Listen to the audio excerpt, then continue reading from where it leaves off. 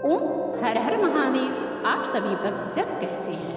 हमको आशा है कि हमारी माता रानी की कृपा से, हमारे शिव जी की कृपा से आप सभी लोग अच्छे होंगे। आज मैं शिव पुराण का 6ठा अध्याय सुनाने जा रही हूँ, जो कि 5 कथाएं हो चुकी है। तो आप हमारे डिस्क्रिप्शन बॉक्स में जाकर देख सकते हैं, आप हमारी कथा को सुन सकते हैं। आपको यदि कथा अच्छी लगती हो तो दूसरे के साथ शेयर करिए, लाइक करिए, सब्सक्राइब करिए, क्योंकि यह शिव जी की महिमा है।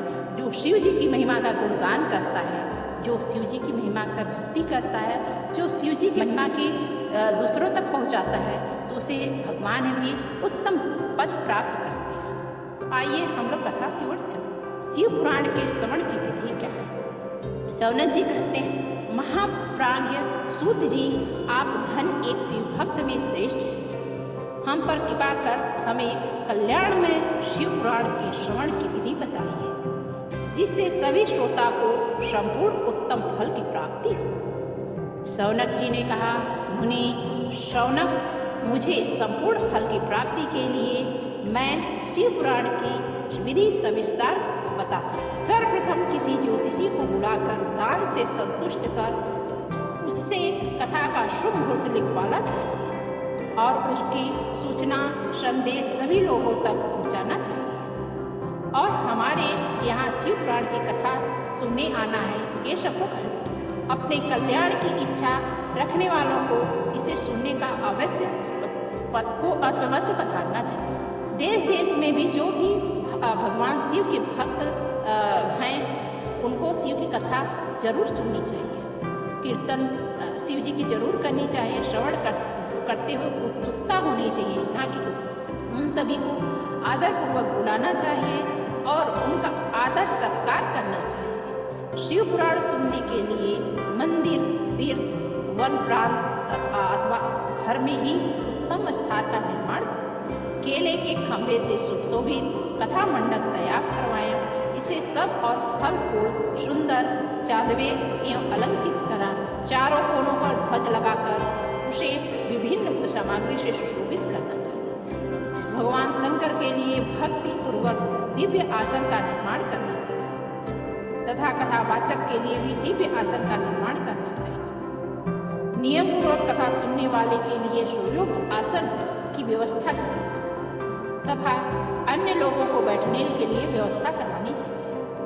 कथा वाचने वाले विद्वान के प्रति कभी बुरी भावना नहीं रखनी चाहिए।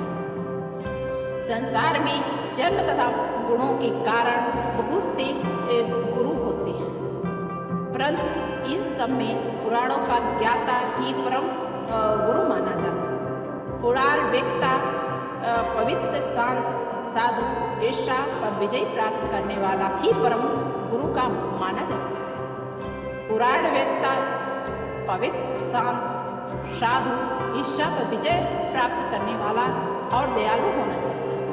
ऐसा गुणी मनुष्य को इस पूर्णमयी तथा कथा को वाचना चाहिए। सूर्योदय से 3:30 पहर तक इसे वाचने का उपयुक्त पहर है। मध्याह्न काल में 2 घड़ी में तथा कथा बंद करनी चाहिए, ताकि लोग मल मूत्र का त्याग कर सकें। जिस दिन में कथा शुरू हो रही है उससे एक दिन पहले व्रत ग्रहण करें। कथा के दिनों में प्रातः काल का नित्य कर संक्षेप में कर लेना चाहिए। वक्ता के पास उनकी सहायता हेतु एक विद्वान व्यक्ति को बैठाना चाहिए, जो कि सब प्रकार के संशयों से दूरी और लोगों को समझाने में कुशल। कथा में आने वाले विघ्नों का दूर करने के लिए सर्वप्रथम गणेश का पूजन करवाना चाहिए। भगवान शिव पुराण की भक्ति भाव से पूजा करें। तत्पश्चात श्रोता तन मन से शुद्ध होकर आदरपूर्वक शिव पुराण की कथा सुने। जो वक्ता श्रोता अनेक प्रकार के कर्मों से भटक रहे हों काम से, और उसे जरूर भगवान की कथा को शुद्ध आसन पर बैठा के कथा श्रवण करानी चाहिए। 6 विकारों से युक्त एक पूर्ण के भागी नहीं हो सकते। जो मनुष्य अपनी सभी चिंताओं को भूलकर कथा में मन लगाते हैं, उन शुद्ध बुद्धि वाले पुरुषों को उत्तम फल की प्राप्ति होती है।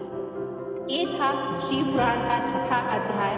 अब आपको 7वां अध्याय सुनाया जाएगा, जो कि आप जब कथा 5वीं तक कथा नहीं सुनी हो तो आप हमारे चैनल पर जाकर कथा सुन सकते हो, लेकिन संपूर्ण कथा जब आप सुनेंगे तो आपको पूरा फल प्राप्त होगा। यदि आपको कथा अच्छी लगती हो तो दूसरे का जरूर शेयर करिए, क्योंकि ये शिव भक्ति है।